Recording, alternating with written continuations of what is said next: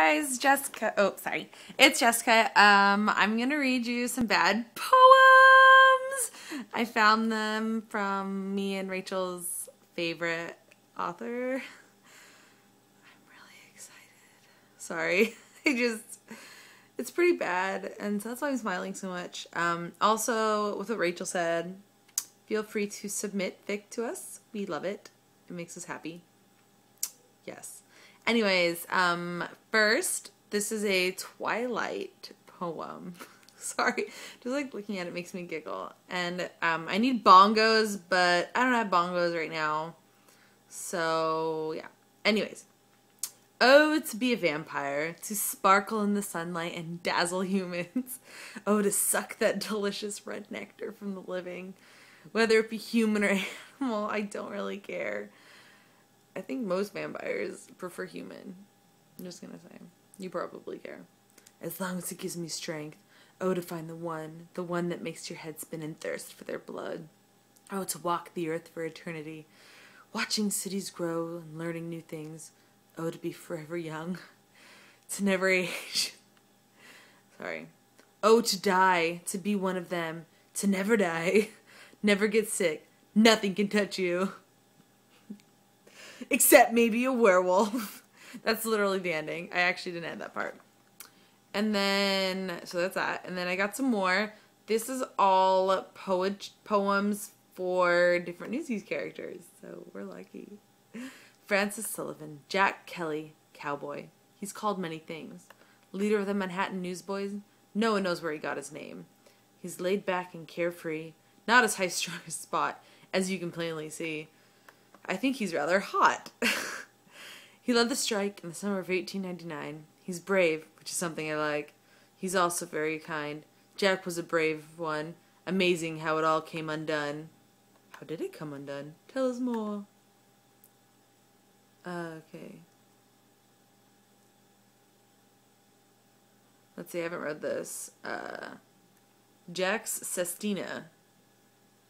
Jack was a leader of Manhattan. Being a leader, you had to know how to play your cards right. You had to learn to play the hand life dealt you. I think that's from Titanic.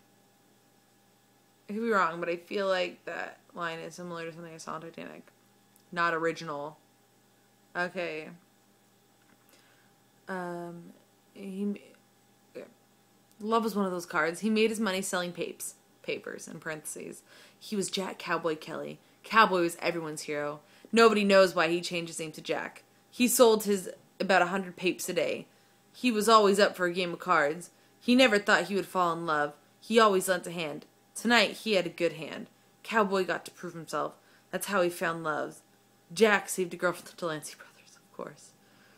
He played his cards just right. He had a feeling he wouldn't be... This makes no sense. I'm, like, completely confused. I don't want to read this anymore. A sonnet devoted to David. Okay. Okay. Walking Mouth is what they called him. He had a little brother named Les. He was certainly not dim. He was rather cute, I must confess. He had gorgeous blue eyes and thick curly brown hair. Jack told him many lies. No one really cared. He saved a young Brooklynite from danger. She yelled at him, screamed at him in rage. No amount of any love could ever change her. He then realized she was like a neglected bird in a cage. He walked her back and she stole a kiss or two. If it can happen to him, it can happen to you. Thanks! Okay. I'm just like scrolling over these to see if there's something I want to read to you guys. Oh, my eyeball itches.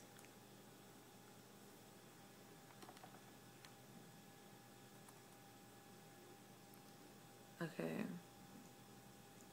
Life is a game of chance. Racetrack Higgins knew this quite well.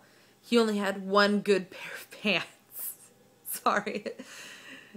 Sometimes, chance and pants rhyme, so let's put it in the poem. His live was a living hell. Ace was the best poker player in Queens. She loved taking people's money, and she was rather mean, but she was harmless as a bunny. Race was roaming through Queens, humming a happy tune. Ace was walking, Her thoughts focused on Beam. Her leadership would come to an end soon. They came upon each other. Race could only hope he wouldn't get soaked, beaten up in parentheses, by her older brother.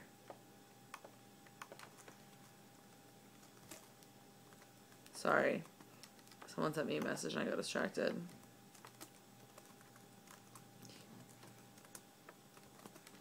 Okay, that was a good one. That made a lot of sense. Alright. Don't Blink is what this one's called. I bet it's about Kid Blink. Kid Blink was a happy guy. He and Navy were quite a match. Despite him being blind in one eye, no one knows where he got his patch.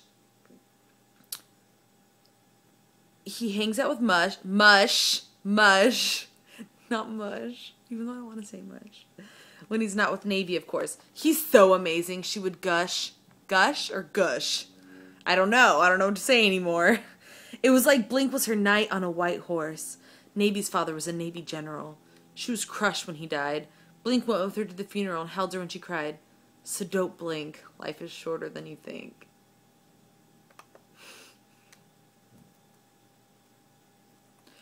This is for Mush. Mush. I want to say Mush. You guys won't like it. His name was Mush. He was the sweetest snoozy in New York. His buttons were really hard to push. Push. Mush! Push! See, Drea, this author, who I'm not going to say right now, thinks it's also Mush. Whatever. He was also kind of a dork. He was a ladies' man. He had a new girl every week. His skin color was a dark tan. You could go to him for comfort if needed was what you seeked. He couldn't fight very well, but he was a loyal friend until he met Belle. Then he knew his newsy days were at an end. Mush and Belle were married in early May. A year later, they had a baby girl named Faye. That's cute. Yes! Sorry. Sonnet for Spot and Star. OC. Spot Conlon was a king. Bolt was his second in command. Starlight was considered the queen. Brooklyn was always there to lend a hand. Spot and Starlight were born on the same day. They could never imagine being together. Starlight would sell with racetrack at Sheepshead Bay. But Spot would always have one bird watching her.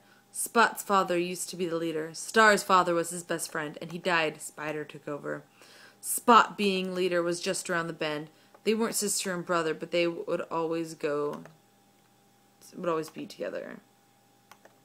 No. Oh gosh, it's another long one that doesn't make a lot of sense. And last one, Sonnet for Skittery. There's a reason he's named Skittery, even though Skittery is his last name. Interesting last name. His last name fits him because he is so jittery. That makes no sense, but awesome, okay. But we love him just the same. Tumblr follows him around like a lost dog. Skittery just can't bear to take to the pound. Well, you can't take humans to the pound. Tumblr doesn't mind that Skittery is like a bump on a log. Skittery always complains and gripes and moans. I'm surprised Jack hasn't thrown him out yet. Around New York City, Skittery roamed. When he and Lily met, nobody will miss him when he's gone. Except poor Tumblr, who loved him all along. Well, that was really sad. So basically, no one likes Skittery because he's a bump on a log, but Tumblr does. So, that was a poetry reading. And, hope you guys enjoyed it. Feel free to submit things to me. Okay, bye.